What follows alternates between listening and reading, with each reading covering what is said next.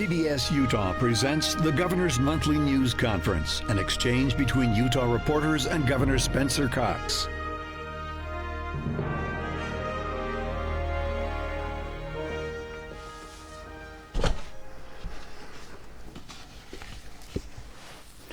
Good morning, everyone. It's great to be with you again. It's hard to believe that it's been a month since we were last together, but we're excited to spend a little time talking about the issues of the day. I'll start with a statement, just a reflection, first of all, on a year ago, and then I'll give an update and some announcements around vaccines. But it was a year ago today that Utah experienced a significant earthquake, and I know, especially for our media partners, that was a very interesting day for you. I'm sure you've had an opportunity to reflect on that.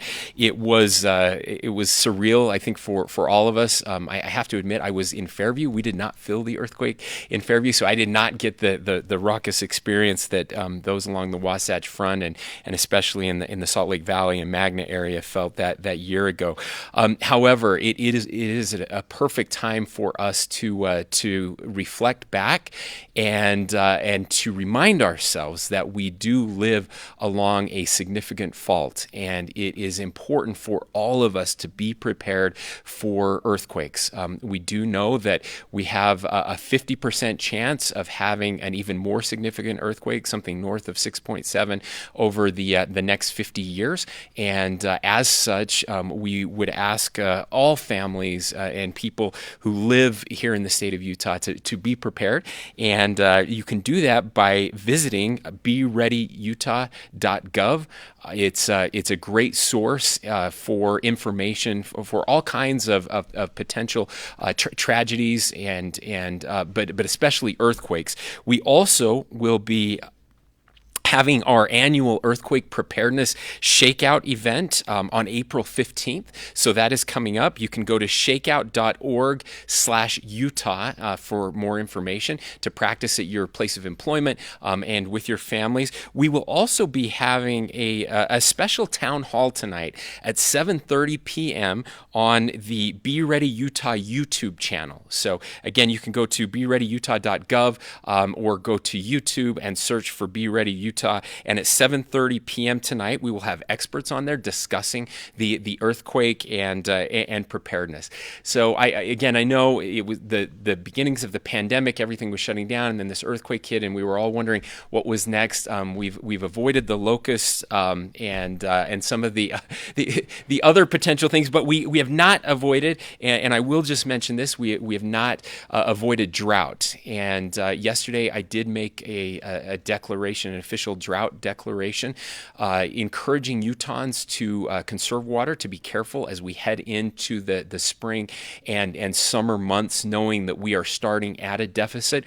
We have had a series of storms that have helped through February and March. That's good news, but unfortunately, we still have a long ways to go. We're only at about 70% of normal, and we were starting in a deficit. We had one of the driest falls in recorded history here in the state. The soil content, the water content of our soil is lower than we've seen in a long time.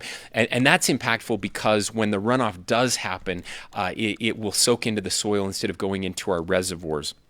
And so this is an important reminder. 100% of Utah is in drought right now. About 90% is in extreme drought, and about half the state is in the most extreme category of drought. So even one step above extreme drought, and that's why we're so concerned. We continue to pray that and encourage people of faith to continue to do that. That we will have more storms. There are some in the forecast that we're grateful for, but we are going to need Utahns to be especially careful this year. Now, I want to switch gears a little bit and talk about vaccinations. As you know, we have been very pleased with the rollout of vaccinations here in the state. The last time I checked, just a couple of days ago, we were 6th in the nation for getting vaccines into arms. We feel very, very positive about that. Last weekend, we surpassed an important milestone with 1 million first and second doses being delivered into arms, being actually administered in the state. We know we need to do better, and we need more vaccine to make that happen. We are in constant communication with the White House and with manufacturers, and we have good news that by the end of April we will see some more increases in doses coming into the state that last week of March and leading into April, with especially Johnson & Johnson doses seeing a significant increase in manufacturing there, going from about 400,000 nationwide this week to about 4 million by the end of the month, which will be huge for our state. We will also continue to see increases with Moderna and Pfizer over the next few weeks, and that is again great news for Utah. All of that being said, I was approached by our state health department as well as our local health departments yesterday with the request. We have next week about 15% of our doses that are available have not been scheduled out yet, and so we do have doses available in many health districts and many pharmacy partners throughout the state next week. There is also a concern as we start to see that softening. We always want to keep demand above availability. We've mentioned this many times. This is the embrace the chaos a little bit. We want to make sure that there are no doses sitting on shelves, and there have not been to this point. We're grateful for that. We're also concerned about the equity piece, about hard to reach populations in rural places, frontier areas of our state, and in our some of our multicultural communities where we've seen lower uptake, and getting those doses out. And the way to do that is that when we go into those places, we want to be able to vaccinate everyone. That's the best way to do that. That's the best way to increase the equitable distribution of vaccines throughout the state. And because of that, the local health departments, as well as our state health department, have asked me to open up vaccinations to everyone in the state earlier than we had planned on April 1st. So we spent the evening in discussions again with our vaccination partners, and collectively made the decision that as of next Wednesday of next week, we will authorize vaccinations for every adult in the state. That is everyone age 18 and over, and everyone 16 to 18 for Pfizer. Now, again, this is a significant movement in timing. It also means that there will not be vaccine available for everyone in the state next week. I want to be very clear about that. It may take a few weeks for you to be able to schedule an opportunity to get vaccinated. However, if there are vaccination slots open starting next Wednesday. Now, I want to encourage people in that aren't eligible right now. So if you're over the age of 50 or you have an underlying comorbidity, continue to schedule your vaccines. If you are younger than 50, please do not schedule those vaccination slots until next Wednesday. So starting next Wednesday, that will give our partners an opportunity to get their back-end systems ready, to make the changes that need to be made to websites, to scheduling apps, so that they can be ready for a wave of people when they start to come in. As always, I want to encourage people to please be patient. The phone lines might be jammed a little bit, servers might be backed up, and again, there won't be enough doses in the state for everyone for a few weeks. But we are heading in the right direction. That will allow us to fill up that 15% of slots next week, and slots beyond that are not filled yet, and importantly will allow us now to take our mobile vaccination clinics to go into these hard to reach areas or populations that may have a little more vaccine hesitancy than others, and really just go after every person and help slow the spread of this virus everywhere we need to be. Now, let me just share a couple other things before we open it up to questions. I will say one other thing. We mentioned this last week, but vaccine shopping. Please, once you've scheduled a dose, don't find another schedule, another time slot, and take up that time slot too. That means someone won't get a dose that they desperately need. So once you schedule your time slot, please stick to that time slot, and again, be patient. Also, we need people to remember to go to the same place to get their second dose that they got their first dose, and you have to get the same same type of vaccine. So if you got Moderna for your first dose, you have to get Moderna for your second dose. We can't mix and match, and don't go to other places, because they order second doses of vaccines based on where you got your first dose. So it's really important that you go to the same place to get those second doses. And I just want to remind people there are lots of places to find appointments, but one other one that you can try right now, where there are several openings, getmyshot.utah.gov. If you go to so that's getmyshot.utah.gov. You can also go to coronavirus.utah.gov/vaccine and find a list of every provider in the state. The federal website, Vaccine Finder, is also available for people there. Now, just want to share some numbers. Our 7-day rolling average for cases is the lowest it's been since September 13th. That was the last time we were under 500. We also just got new numbers today, a decline of cases versus this day last week of close to 90. So we are continuing to trend down after a little bit of a plateau last week. We're seeing better numbers again this week. Consumer confidence continues to go up, which means that the economy continues to recover because people are feeling safe with case numbers coming down. We also can have confidence that and we want to encourage people, as I mentioned last week, to continue to wear masks until everyone gets vaccinated.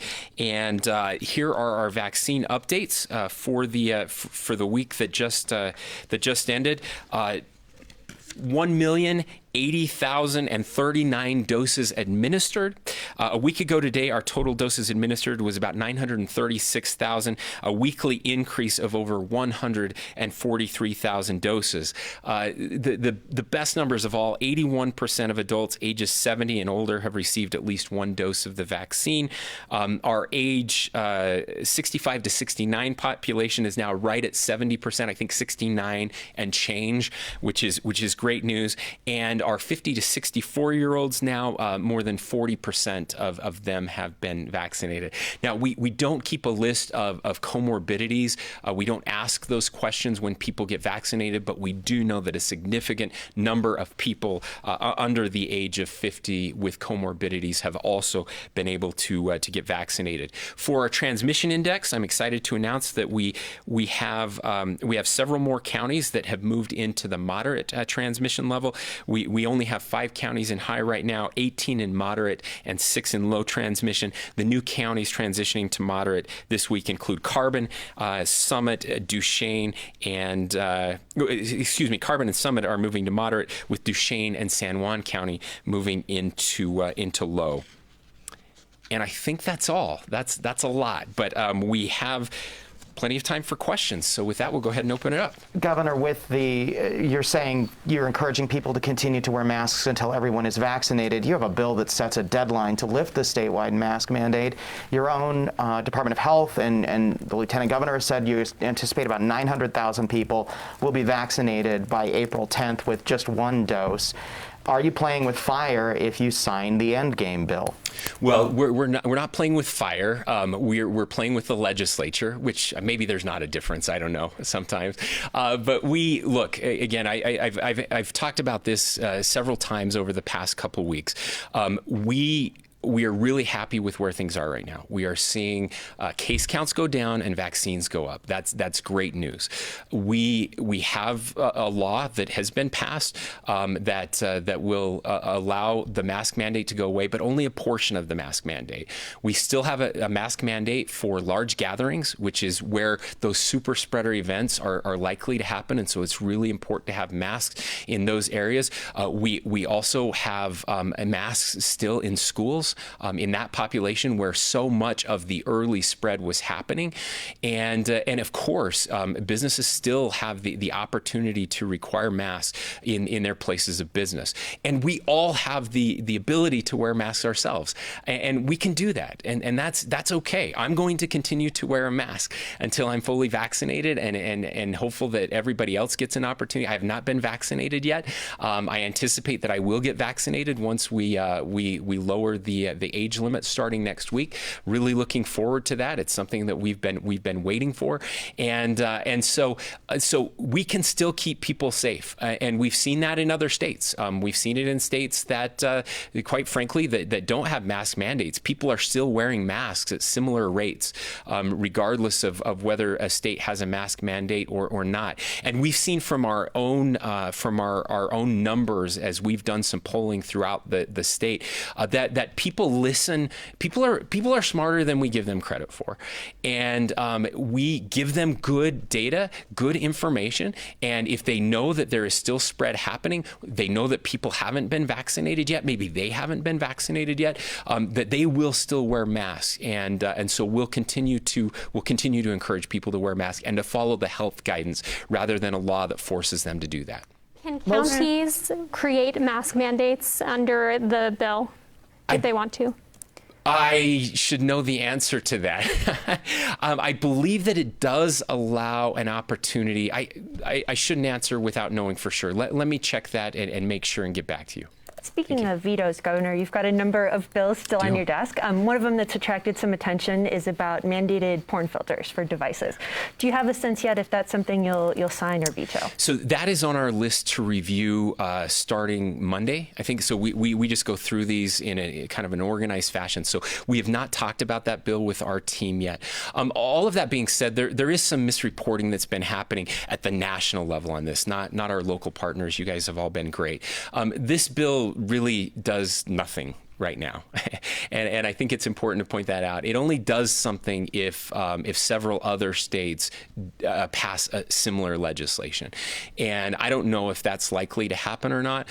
What I do know is that when we do talk to parents, it's very difficult for parents right now to and iPhones, I have to say, are the worst when it comes to parental filters. I had a friend the other day who said, one of his kids had an Android, another one had an iPhone. It took about 5 minutes to set up the parental controls on the Android, and it took like 5 hours on the iPhone. And this is somebody who understands tech really well. And so I think we can do better. And I do think that pornography is a problem especially with younger people, and what it does to their brains when they don't have a real ability to understand and to make those choices.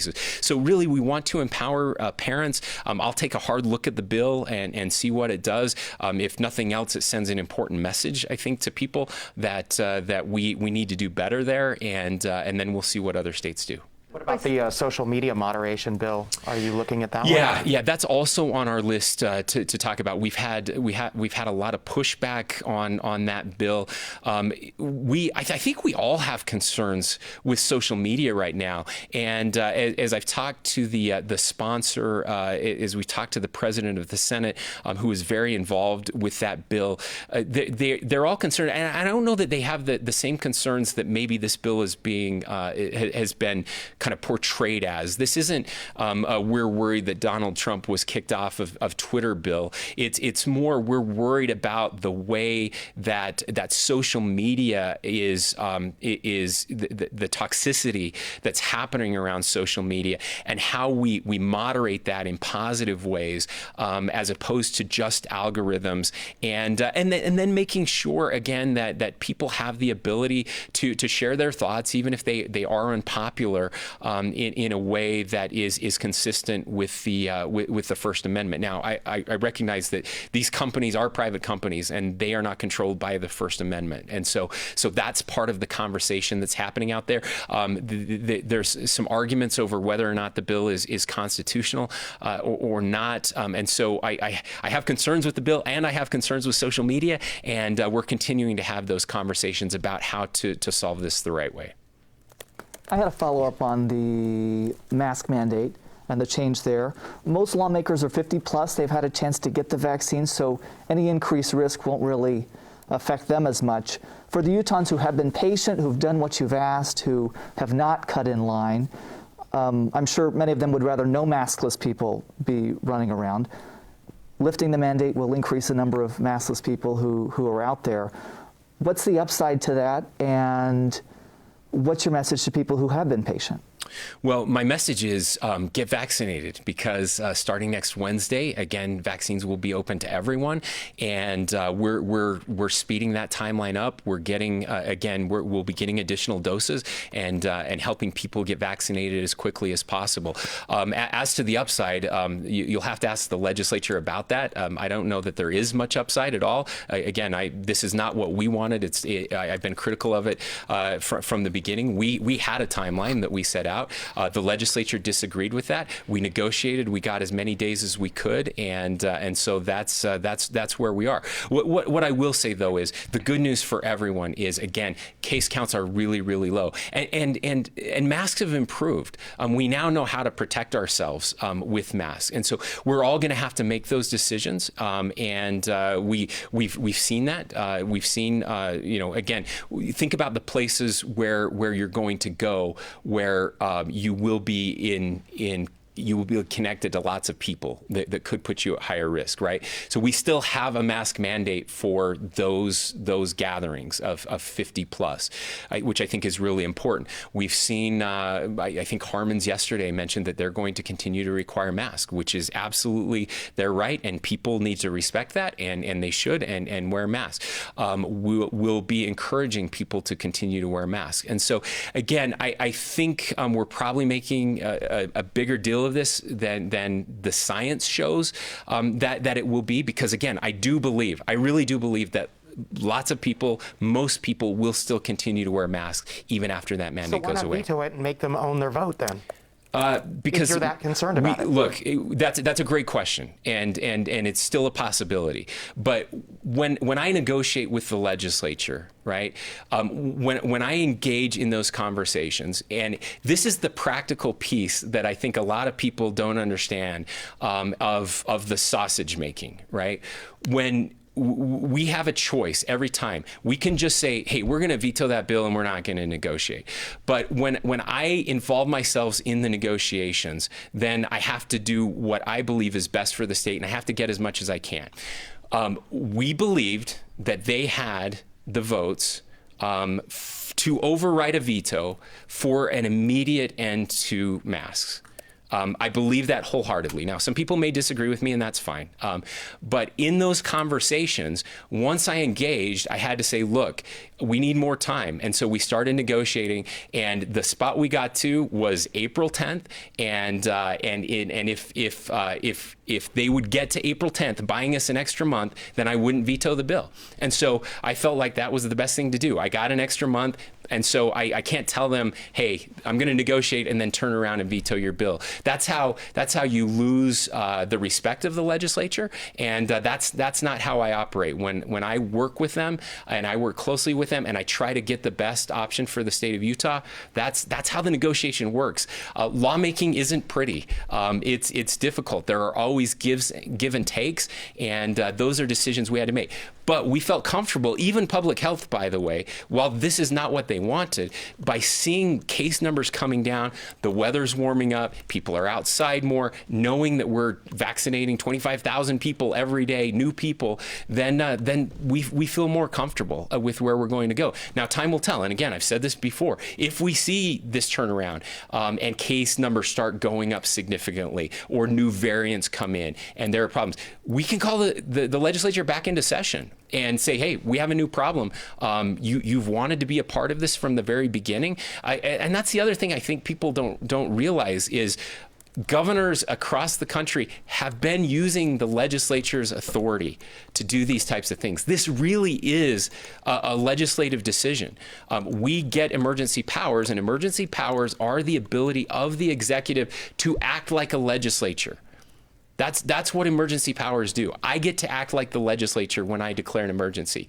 That's very dangerous, and it should be used very rarely. And we've never had a situation in any of our lifetimes where we've had emergencies that lasted this long. And so it's important to get the legislature involved. And I've committed to that, and I've worked with legislative leadership, and so we're going to keep them involved, and they can help with these decisions that are part of their constitutional authority. Any quick follow-ups in the studio? Okay, let's go to a quick remote reporter. We have Sonia Hudson with KUER. Go ahead.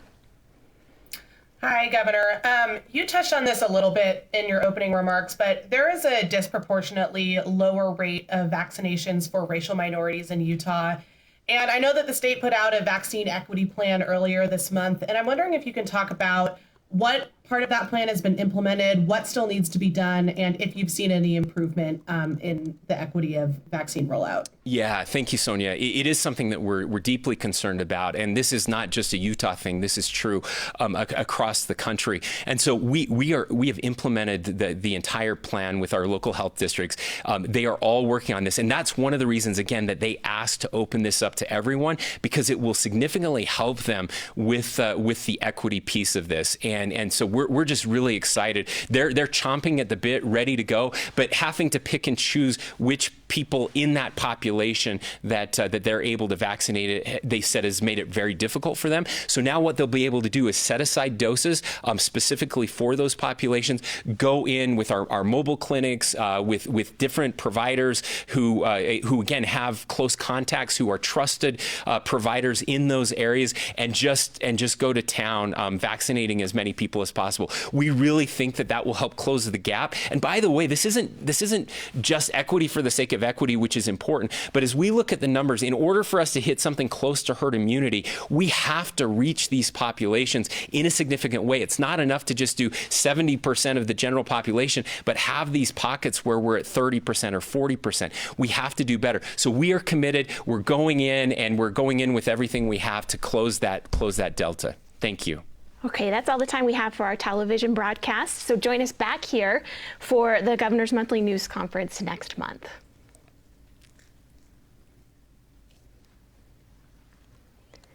Okay, and we'd like to continue on with our remote reporters. Lisa Riley-Roach with Deseret News. Go ahead. Hi, Governor. Thank you. I'm wondering what you meant when you said it's still a possibility that you could veto the bill setting that April 10th lifting of the mask mandate, and also pretty much eliminating any opportunity for restrictions once you hit that 1.63 million vaccine total, especially since, yes, you're opening up vaccines to everyone early, but just because you get a dose doesn't mean you're fully vaccinated. That takes at least 2 weeks after a single dose, and up to a month or more, depending on which of the multi-dose vaccines you get. So the reality is most Utahns will not be fully vaccinated for some time, far after that April 10th date. So what would it take to when you say it's still a possibility, what would it take for you to veto that bill at this point? Well, when I say it's still a possibility, what I mean is I haven't signed it yet. So anything's possible until next Thursday when the signing period ends. And so, I don't know what it would take, and I don't want to speculate. But what we're seeing now is case numbers are continuing to go down. And again, I think I've answered this question like 50 times. So we'll go on to the next question. Well, actually, I do have a follow-up. Sorry, you said that that you've answered this question, but the reality is that there is still the possibility that the variant comes, that cases do go back up. So are you waiting to, as long as you can, to see if indeed that happens? Is that what you mean when you say it's still a possibility? You want to make sure that cases don't start climbing, that the positive trends we're seeing don't reverse? Because that's what they're seeing in Europe. Italy is shut down. The UK is shut down. Other countries are facing huge surges again. Right, and Europe is significantly behind us in vaccinations. They've done a terrible job of getting their people vaccinated. So again, I think I've answered this 51 times now. So we'll go on to the next question. Okay, Chris Reed with St. George News, go ahead with your question. Thank you. Good morning, Governor. Turning to back to the declaration of drought. You've mentioned before, or at least in your campaign, about the Lake Powell pipeline, which is designed to bring water to southern Utah. And I'm turning this to another subject, which is the visit next month of the new Secretary of the Interior. I know you're going to bring up the subject of national monuments. Is the Lake Powell pipeline going to come up, and how do you deal with the concern of environmentalists on that? Yeah, I don't. The visit by Secretary Haaland next month is very specific to the monuments question. We appreciate the Secretary's willingness to come out and have this visit with us. That was really important, and she was gracious enough, both in her confirmation hearings where she said she would be willing to do that, and then in conversations that we've had with the Department of Interior to make sure that visit happens. And I think that's important for everyone. So I don't anticipate that specific issue will come up. But look, water development in the state has always been important, and will continue to be important for every person in the state, especially in those rapidly growing places like southern Utah and Washington County in particular.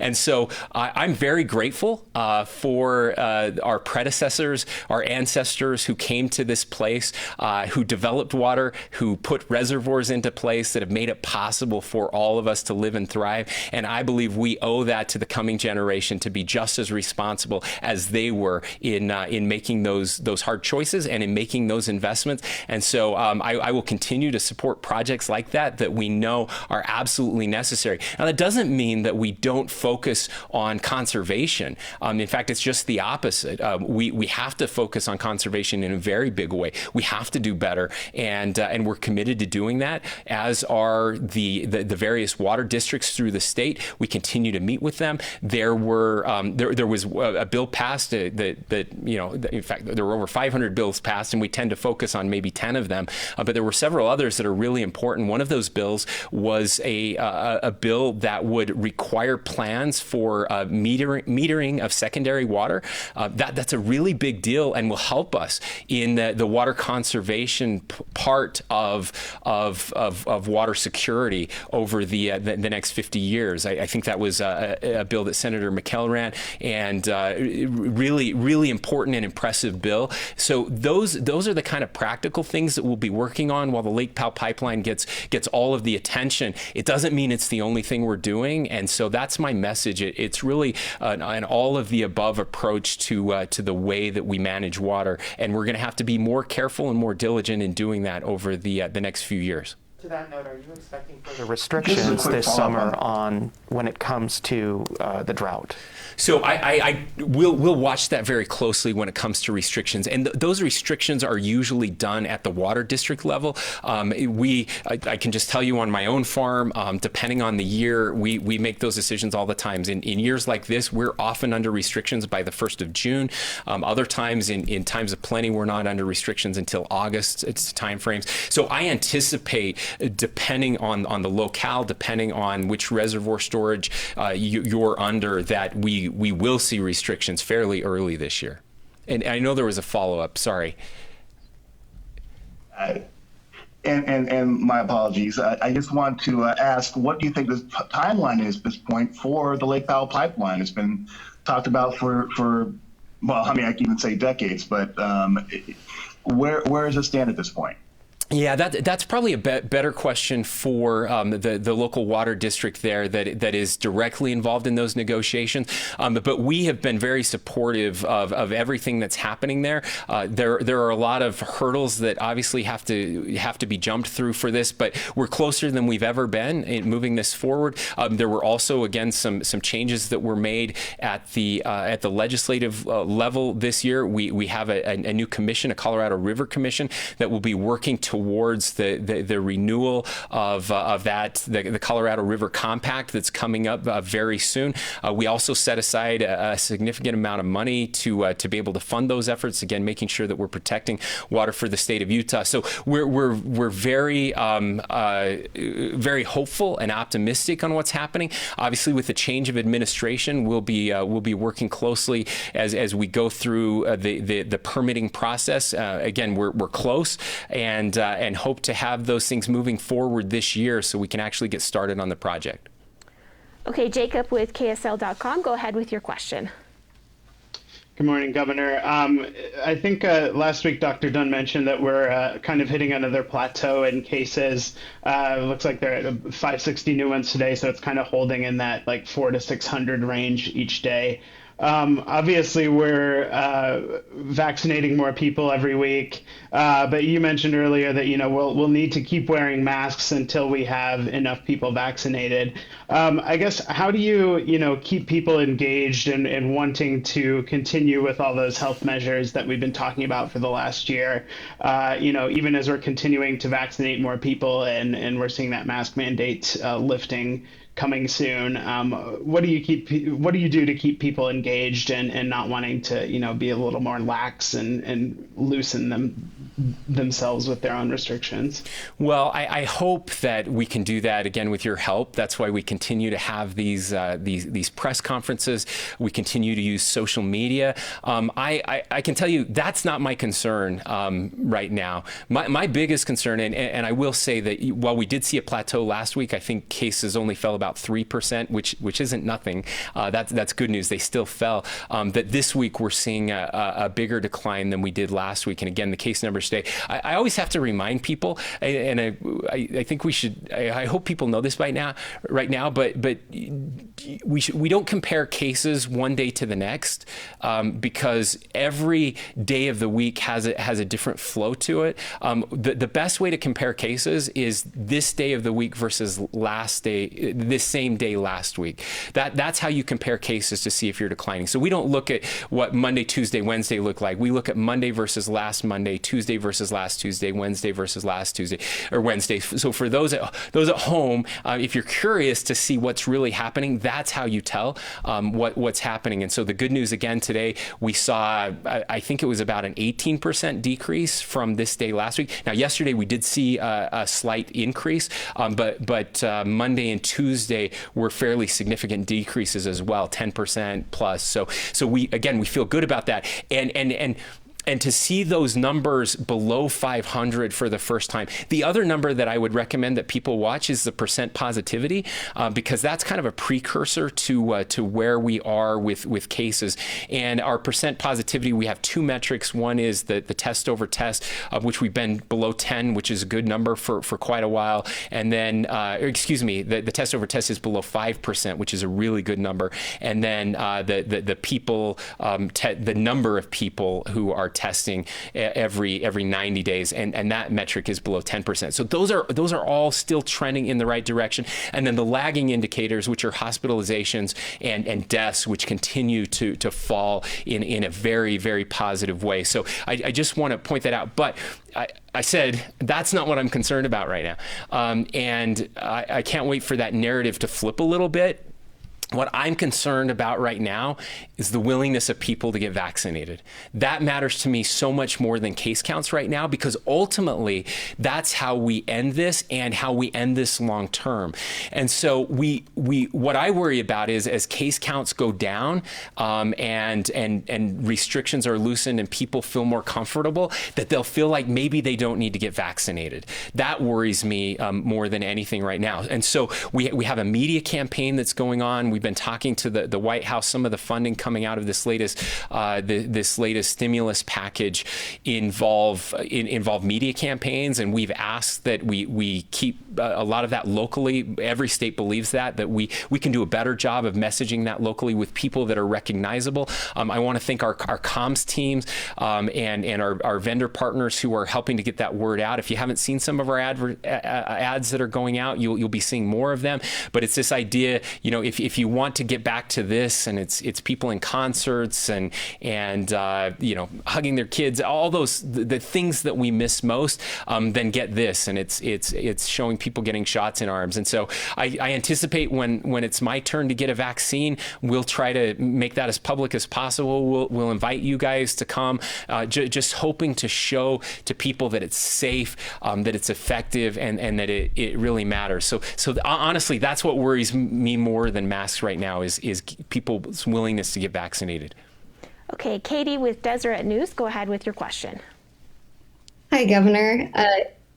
You touched on vaccinations for hard-to-reach populations, and I'm curious about your thoughts on where vaccines are right now for the homeless population.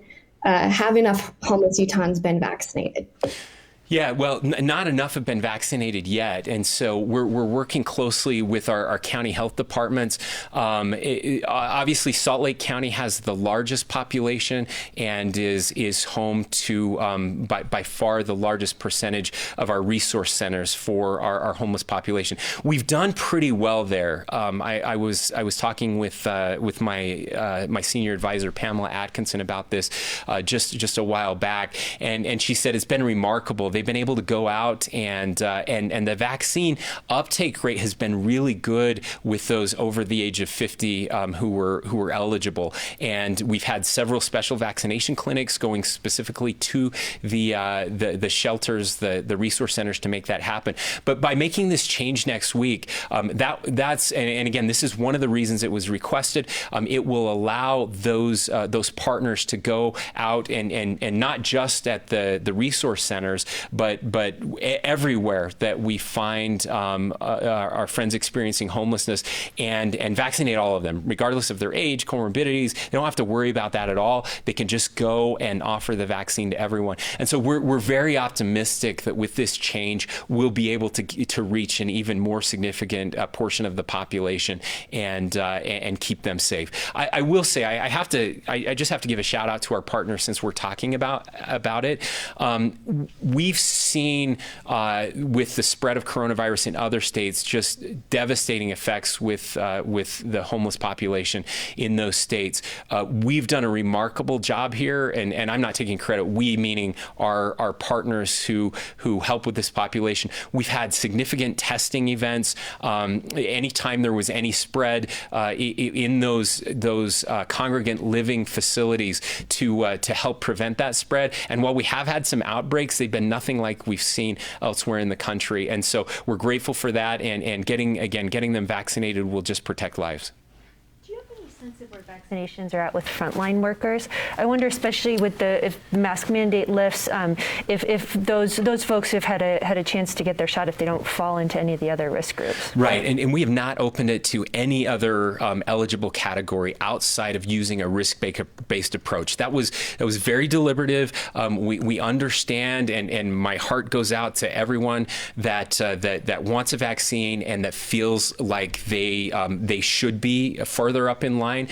We've only made a couple exceptions. One is to our healthcare workers and first responders, and then teachers. Those are the only two categories that did not follow a risk-based assessment. And the reason for that is just very simple. First of all, I can't tell you how every industry feels like they're essential and that they're frontline workers. We've heard, airline pilots. We've heard, of course, our grocery workers. We've heard from people who work with utilities. I have a list of at least 50 industries that feel like they should be prioritized. And it's been hard to tell them no. It's been really hard. But there's a very good reason that we've had to tell them no. And it's very simple. If I give a shot to a 25-year-old who works for an airline or a 25-year-old who checks gas meters. That means that there's an 80-year-old who is not going to get that vaccine. And that 80-year-old is exponentially more likely to end up in the hospital or dead than that 25-year-old. And so science would tell you that that's a terrible, terrible, terrible mistake. If what we're really trying to accomplish here is to lower lower hospitalizations to protect our healthcare system and to lower death, which I think is what we're trying to do, right? I mean, if you're 25 and you get sick for a couple days and that's it, well, there are lots of things that do that, right? And so now we know that doesn't mean there isn't risk. There is risk. There's inherent risk to everyone. But by doing it the way we've done it, I believe that's why we're seeing first of all, our fatality rates continue to go down, our hospitalizations have gone down, and our case rates are going down. And so I think we did it the right way. I think most Utahns agree with that. And what we've done is, if you were over the age of 50 and have a comorbidity and you work at a grocery store, then you're eligible and you can get that. And so we've had to make some terrible trade-offs during this pandemic. That's what pandemics are. Pandemics mean you have to choose the best of a lot of really, really terrible things. And we've tried to choose the best of those really terrible things at every turn. And we've made some mistakes, but I will stand by that one. And of course, again, we encourage people as soon as you're eligible, starting next Wednesday for everyone. Right now, for those over the age of 50 with underlying comorbidities, please, please, please, please get your vaccine. Okay, Katie with Deseret News has a follow-up question. Okay. Go ahead, Katie. Hi. Yeah, sorry, one more question. Yesterday, inland port activists delivered a letter calling on you to veto the infrastructure bill. What do you say to their calls to veto?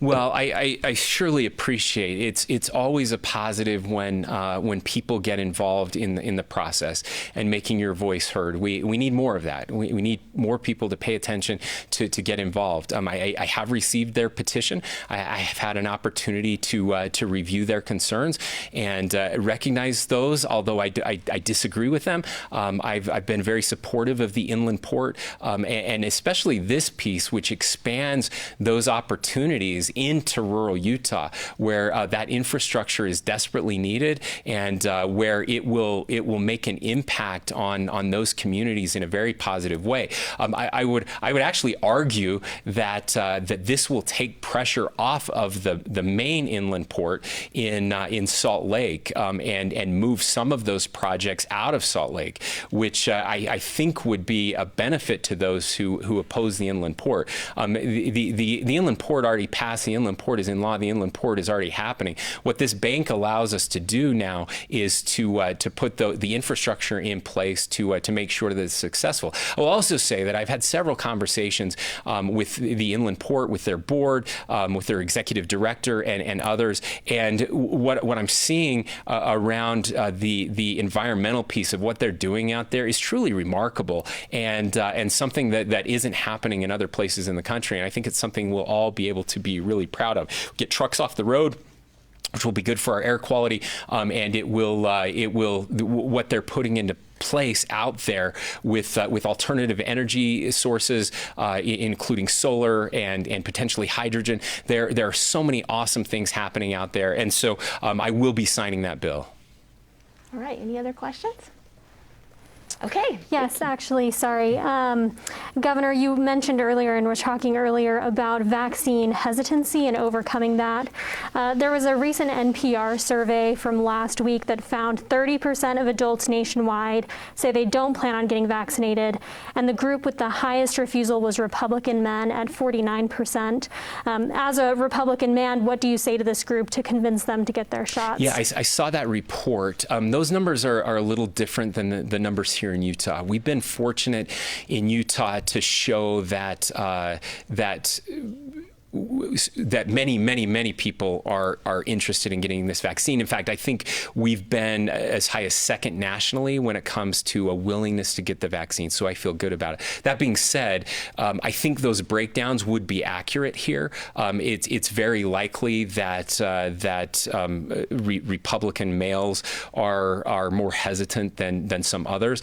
And so my message to them is just do it, guys. Again, that's ironically, that's the same group that is probably most adamant that we need to get back to normal as soon as possible. And so I think we have an opportunity, and this is important. When I say vaccine hesitancy, I've mentioned some of our multicultural communities, but it's also rural, and that would match up as well, right?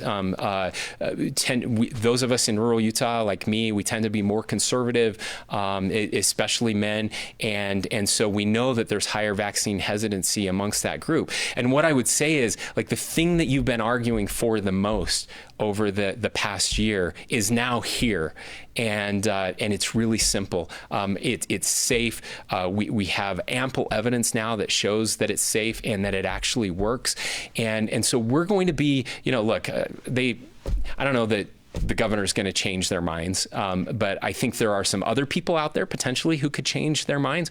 Those same people tend to be more religious, and so we'll be leaning heavily on our religious communities to help get the message out there that the vaccinations work and that they're important. Looking for, as we get more doses and vaccine hesitancy grows, or it doesn't grow but becomes the obstacle to overcome, then we can do different things with these vaccines. We don't have to do them down the road in these mass vaccination sites where you have to make an appointment and show up. What we can do is we can do them at different locales much closer to people. We're doing some of that already, but we could do them at churches. We could do them for church activities. We could have people administering doses that are part of that community. So there's a whole bunch of really interesting things that we can do, and we'll be committed to working with those partners, whomever they are, political parties, faith-based groups, volunteer organizations. We're open to working with any institution in this state that will help get more people vaccinated. If you've got a couple more minutes, I have two questions on totally different topics. Okay. One is Are we okay? Yeah, we're good. One's a very quick follow-up on the porn filter bill. Just wondering if some of the constitutional concerns that have been brought up kind of give you any pause, or how that kind of plays into your thinking on it. They would probably give me more pause if this bill was actually going into effect, but where it's not, we'll have plenty of time. I don't anticipate that there are any other states that I know of that will be passing a bill like this year. It's very common for us to work on legislation over the course of years to solve some of those problems, and so I'm less concerned about that right now. I think we'll have plenty of time to work through those issues before the bill actually requires any device manufacturers to actually do anything. And the other one was to take it back to Bears Ears. I know there was a meeting on that yesterday, and wondering if you had any thoughts on what you'd like to see happen with the Interior Secretary coming to visit shortly. Well, what I would love to see happen, and we've been very consistent on this with our congressional delegation. We've all been working closely. We've reached out and had several meetings with the Tribal Coalition, and they've been incredibly productive. I will say that I think the nature of these discussions is far different than it was 5 years ago. I think that it's been very respectful, the dialogue. There's been an interest in really finding a permanent solution. I think the one thing that we're all wary of, regardless of what side you're on with this, is this ping-ponging back and forth depending on who's president. It's one of the things I hate about the Antiquities Act. It's the most un-American of laws. I talked about my emergency powers and how I'm usurping the power of the legislature. The Antiquities Act does that in droves. I happen to think that it's unconstitutional as it's been used over the past several years. Now, we don't have a Supreme Court that's decided that yet, but the original intent of it was kind of smaller areas, to have multiple areas that are bigger than some states at the stroke of a pen. Now, again, that's my argument. Of course, if you're on the other side, you love it. You love it when a Democrat's president, and you hate it when a Republican's president, because then by the same argument, you can just undo those. And I think we all want to get away from that. The other thing that I think is important is that just by designating this massive area, there are no resources. The Antiquities Act does not give the authority of the president to give any resources at all to these areas.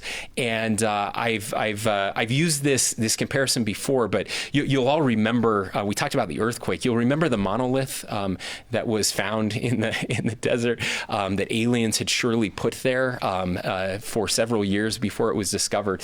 And then what immediately happened after it was discovered? Thousands of people flocked to that area. They tore it up. They ruined the landscape. It was pretty awful. Similar things happened in the Bears Ears area with that monument that was declared, but no additional resources were given there. And what happened is people came from all over the world. They got lost. The search and rescue teams had to go and help them out. It was confusing. They didn't know where to go. It's such a broad expanse of land. And so one of the other things that we're hopeful for is that we can actually get some resources there, because it's an amazing place and we want to preserve it. More antiquities were damaged with that designation because there wasn't, there was no law enforcement. There's no cultural or visitor center, which is something I'm very proud of that the legislature worked on, the opportunity for us to do that. And so I do think that there is an opportunity for us to do something in legislation that puts an appropriate size on the boundary, stops it from ping-ponging back and forth every 4 or 8 years, depending on who's elected, and allows us to get resources in there where we could have Native American rangers who are directing tours as well. We really could do something special that protects the antiquities, protects the heritage of that place, and removes the just toxic atmosphere and debate around this. I think it's something we would all like to do. That being said, I have no idea what's going to happen. Obviously, if the president wants to, he can, just with the stroke of a pen. He can do that and doesn't need the legislature. But I think that would be a mistake. Okay, and we are out of time. So I thank you so much for being here and answering all of our questions. Thanks, everyone. Have a great day. Be safe out there.